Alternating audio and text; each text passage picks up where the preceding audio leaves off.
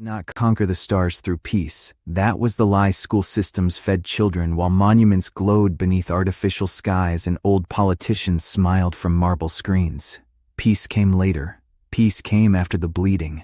Long before the Eclipse games existed, before planets became prizes and contestants became celebrities worshipped by billions, mankind nearly erased itself during an era now known simply as the Fracture Wars.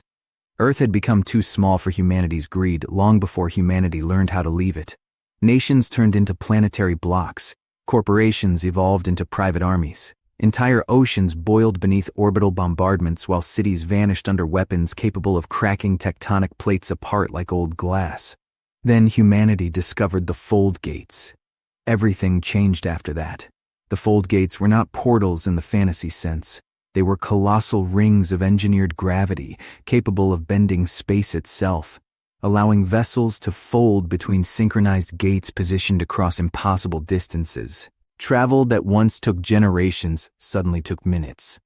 Humanity exploded across the stars like sparks from a furnace. Thousands of habitable worlds were discovered over the next 2 centuries. Some were lush paradise planets with oceans glowing violet beneath twin moons. Others were frozen industrial mining worlds buried beneath endless storms. Some worlds never saw sunlight at all. But expansion did not end war. It multiplied it. Entire planetary systems began tearing each other apart over resources, gate positions, military routes, and territorial claims. The Fracture Wars spread across dozens of systems until death became a statistic so large people stopped reacting to it. Then came the first eclipse, not the games, the event. During the final years of the Fracture Wars, a battle above Old Jakarta Station caused debris and destroyed carriers to eclipse Earth's atmosphere for nearly 6 hours. Billions stood beneath a blackened sky watching burning warships rain across the heavens like dying stars. The image changed humanity forever. A generation later, the surviving world leaders created the Eclipse Accords. No more interstellar wars, no more planetary annihilation, no more armies.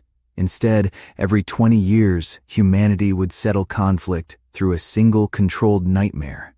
400 contestants, 4 years, 1 survivor. The Eclipse Games. At first, the idea sounded impossible. Then people realized something horrifying. Humanity loved it. They loved the violence. They loved the spectacle. They loved watching monsters rise and legends fall. The games became larger than war had ever been. Entire economies now revolved around eclipse cycles. Planets paused production to watch broadcasts. Children grew up collecting contestant cards. Gambling industries became richer than governments. Fans painted themselves in contestant colors, while billions gathered around projection towers to witness live executions in arenas larger than cities. And above all, names spoken throughout Eclipse history. None were feared more than Rain. The House of Rain did not begin as rulers. They began as soldiers. During the final years of the Fracture Wars, Rain commanders became legendary for defending collapsing gate systems against impossible odds. They were masters of close combat, even after warfare evolved into railguns, drone swarms, and orbital annihilation. The old stories claimed the first Rain warriors believed a blade revealed truth in combat. Guns killed, blades judged. The philosophy survived for centuries. Eventually, the Rain bloodline entered the Eclipse Games. Then they started winning. Their first victory granted them the planet Varanth, a mountainous world covered in storm oceans and black pine forests where massive fortress cities were carved directly into frozen cliffs. Their second victory earned them Soulgrave, a heavily militarized industrial world known for its shipyards, combat academies, and orbital shield systems powerful enough to hide entire continents from scans.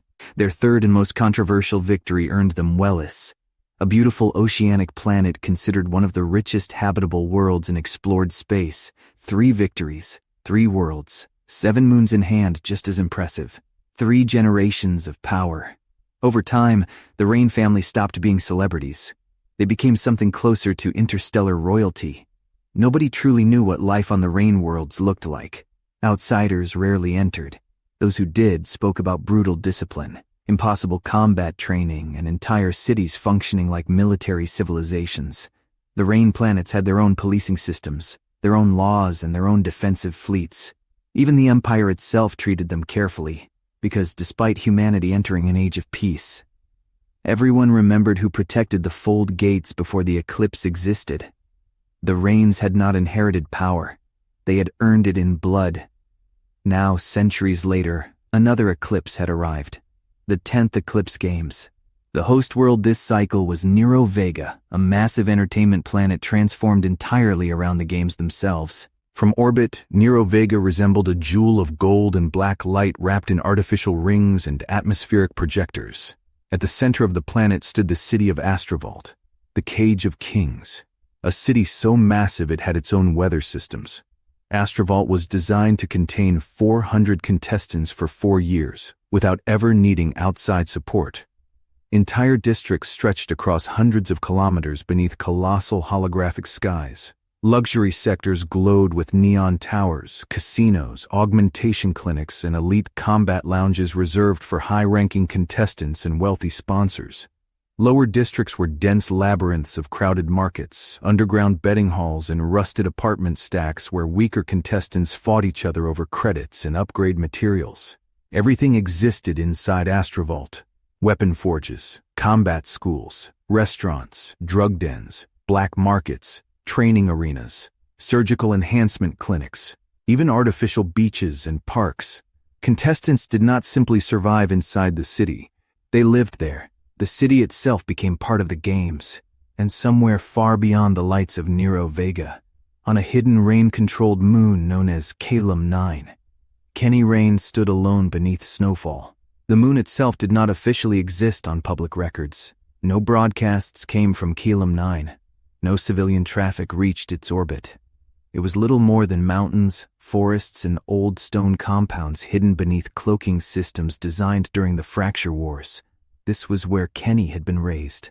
Not publicly as a prince, not openly as an heir, privately, silently, like a weapon hidden beneath cloth. The stories would later say Kenny Rain learned how to hold a blade before he learned how to write. Others claimed he was raised without seeing another child for nearly 10 years. Most of the rumors were wrong, but not by much. Only 3 people had truly existed in Kenny's world growing up: his mother, Pines, and Pine's father. Pines visited Calum 9 occasionally during training rotations with his own father, a veteran instructor who once served under Lord Rain himself during the 9th Eclipse Games. Those visits became the closest thing Kenny ever experienced to friendship. The rest of his life belonged to discipline, combat, silence, routine. The Rain family believed emotion weakened judgment. Weakness killed bloodlines. Kenny learned early that affection inside House Rain always came with conditions. Then his mother disappeared. No public announcement ever came. No funeral. No explanation. After that, something inside Kenny changed. By the time he turned 30, the traditional entry age for Rain heirs entering Eclipse, he no longer resembled the man his family intended him to become.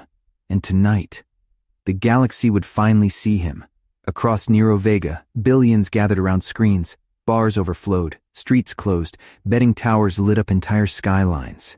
Because one rumor had spread across humanity for weeks. Lord Rain himself was entering Eclipse again. Fear spread through contestants faster than excitement. Nobody wanted that rumor to be true, because Lord Rain was already considered the deadliest player in Eclipse history. Highest-ranked contestant ever recorded, 211 confirmed kills. Over half the lobby from his original games. Entire alliances had collapsed trying to kill him. Even now, decades later, footage from the 9th Eclipse still circulated through combat academies across human space. The man was a myth, and now he stood beneath the lights of the Astrovault Gates ceremony, wearing black ceremonial armor lined with gold. Older, broader, gray beginning to touch his beard, but still terrifying. The interviewer beside him smiled nervously as drones floated around the platform, broadcasting live across the galaxy. Lord Rain, the interviewer said carefully, humanity has spent weeks debating whether the rumors are true. 211 kills, highest-ranked competitor in Eclipse history. 3 planetary victories under House Rain influence. People are frightened at the possibility of your return. Lord Rain remained calm. Fear is healthy. The crowd erupted. Even through the broadcast, his voice carried weight that silenced rooms. The interviewer swallowed. So, are the rumors true? Are you entering the 10th Eclipse Games? A long pause followed. Then Lord Rain spoke. No. Silence hit the arena. Confusion spread instantly. The interviewer blinked. No? Lord Rain stepped forward slowly. I will not be entering Eclipse for a second time. The tension broke into confused murmurs throughout Astrovault. Contestants stared at screens. Betting odds shifted instantly. Then Lord Rain continued. I raised someone else to enter in my place. The gates behind him began opening. Metal groaned across the colossal arena entrance. At first, all anyone could see was darkness. Then footsteps echoed from within, slow, measured. A figure emerged beneath the lights, not massive like Lord Rain, lean, athletic, black combat armor with no ceremonial markings, no family cape, no golden rain insignia. Twin daggers rested across his back instead of the legendary ancestral sword every Rain competitor traditionally carried. The arena fell completely silent. Kenny Rain stepped forward without expression. The interviewer looked genuinely confused. This is your son? Yes. Kenny Rain? Yes. The interviewer stared openly at the daggers. No sword? Kenny didn't answer. The silence itself felt deliberate. The camera drones circled him carefully. Viewers across humanity immediately noticed how wrong he looked compared to the rest of House Rain. Traditional Rain fighters stood upright and disciplined like knights carved from stone. Kenny's posture looked different, looser, predatory, like something waiting to move. Even the contestants watching inside Astrovault immediately reacted. Some laughed, others looked nervous. A few became visibly uncomfortable, because trained killers understood something ordinary viewers did not. A man abandoning centuries of perfected sword combat usually had a reason. The interviewer tried smiling again. Well, humanity certainly wasn't expecting this. Lord Rain finally reached behind him, then slowly unsheathed the ancestral blade of House Rain. The crowd erupted instantly. The weapon itself was legendary. Black steel, gold-lined edge, a sword carried through 3 Eclipse games and countless wars before them. The interviewer grinned. Ah, there it is. Lord Rain turned toward Kenny, then threw the sword toward him. The crowd exploded. For one brief moment, the galaxy believed tradition had returned. Kenny caught the blade cleanly with one hand. Silence followed. He stared at the weapon, at his reflection inside the black steel. Then, without warning, he tossed it upward, spun, and drove a brutal kick directly into the sword midair. The blade launched back across the arena like a missile. Crash! The ancestral sword embedded itself into the wall beside Lord Rain's head, hard enough to fracture the stone behind him. The arena went dead silent. No cheers, no breathing, nothing. Kenny lowered his legs slowly, then turned toward the gates of Astrovault. One of the drones moved closer. Kenny Rain, the interviewer said shakily. Humanity wants to know one thing before the games begin. Kenny finally spoke. His voice was calm, cold, controlled. I know. Then he walked forward into the city of Astrovault while billions across the galaxy watched in absolute silence.